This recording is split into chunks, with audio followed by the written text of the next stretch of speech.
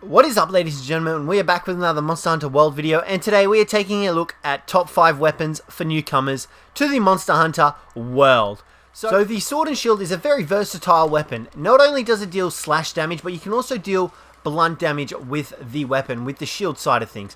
And it's really good for that, obviously, because not only can you slash, cut off tails, and knock creatures out, you can also knock them out with the shield attack. You can see there we're able to deal the stun. You can see that, whatever they're called, I can't remember what they're called, is actually stunned now from our shield attacks. Now another little added benefit from the Sword and Shield is that while your weapon is unsheathed, you can actually drink and use your items and then quickly bring your weapon back out without having to actually sheath your sword, which makes this really useful and very versatile. Now, not only that, it's a very maneuverable weapon. You can see there, we're able to quickly move around the battlefield, cancelling out of combos really quickly just by rolling, and that pretty much enables us to come out of any fight unscathed majority of the time. Not only that, the Sword and Shield has a relatively decent amount of damage strapped onto itself, and just the added benefit of being able to stun and deal slashing damage is a huge benefit in itself. Now, not only that, they have medium sharpness as well, so your sharp attacks won't actually run out too quickly and you won't have to sharpen as fast as you'd expect, which also makes this a very versatile and useful weapon. Number 2 on this list is the hammer. So not only is the hammer a great starting weapon, its combos are very limited in that there aren't many to use, but it still lacks a huge amount of power in its attacks.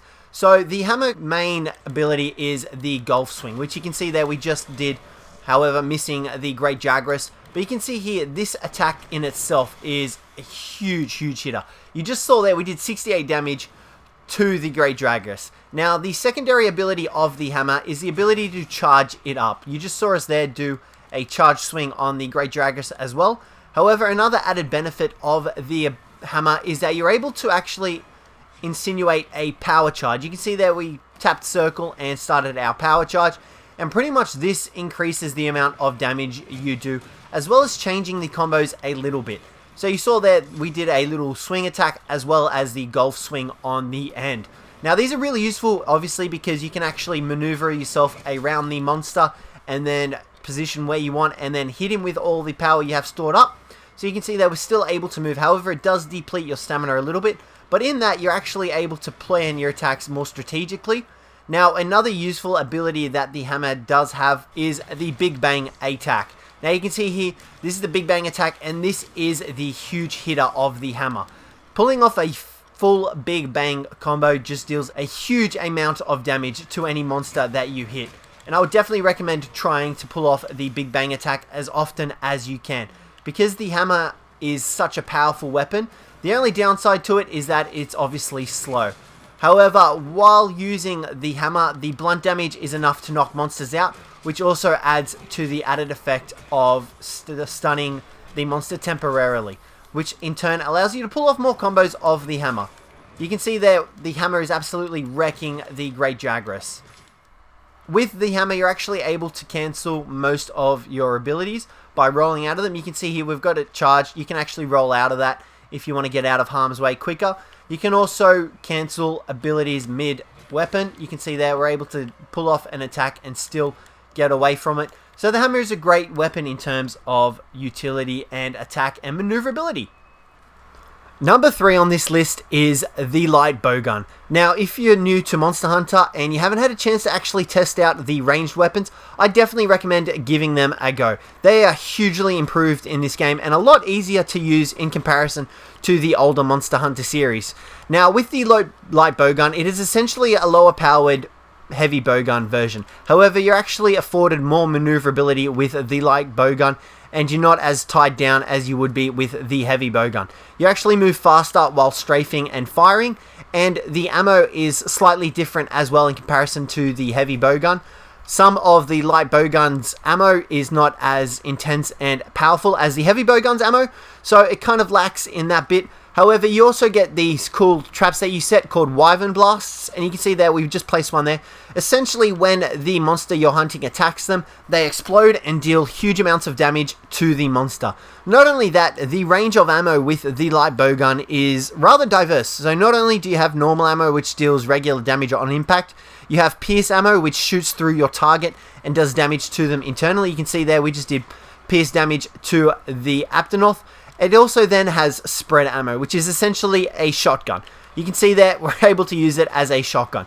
Now, the recoil on the light bowgun as well is a lot higher than the heavy bowgun because obviously it's a smaller frame, so all the heavy hitting ammo will actually recoil more. You can see here's another shot with a... Now, as well as that, the light bowgun has smaller ammo capabilities than the heavy bowgun as well. However, like I said, you just afforded with extra maneuverability that the heavy bowgun lacks. So that's why this weapon is number 3 on this list. Number 4 is the longsword. This is like the greatsword, except a lot faster and agile. Not only that, it also has a thing called the Spirit Gorge, which allows you to perform special attacks and cool combos. So the longsword has a wide range of abilities and combos that you're able to pull off and use to avoid monsters. You can see there we just did a sideways step slash while attacking still. That is one of the main dodging abilities that you will be using with the longswords. Not only that, you can see underneath your sharpness bar there is a bar there that is full red. That is called the Spirit Gorge, and that essentially allows you to do special combos and increase your Spirit Gorge, which allows you to perform better combos and deal more damage to your victims. You can see that we're able to pull off a combo. However, the only downside to this is that you must pull off the combo hitting another monster. You can see there now the bar is white, which means we've actually upgraded it to the next level. So you can essentially get it up to 3 levels as long as you manage to hit all attacks from the longsword combo, the spirit combo as people call it. You can see there it is now full again. So this allows you to perform the combo again. And you see there, the combo deals a lot of damage. And we are now up to orange, which increases it once again in terms of damage.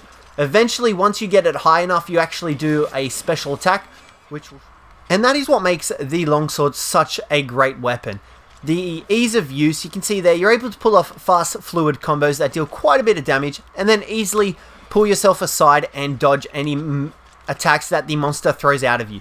This is why the longsword is number 4 on this list. The last and final weapon on this list is the Charge Blade. Now, the Charge Blade is for the slightly more experienced players of Monster Hunter. However, any newcomers that feel that the other weapons are too easy, or they just don't like the look of them or the feel of them, definitely should give the Charge Blade a go. This weapon is easily one of my favorite weapons, and just the way that you can use it and its versatility makes it such a good weapon. So you just saw there, we had red glowing above these little files that we had, and now the files are full.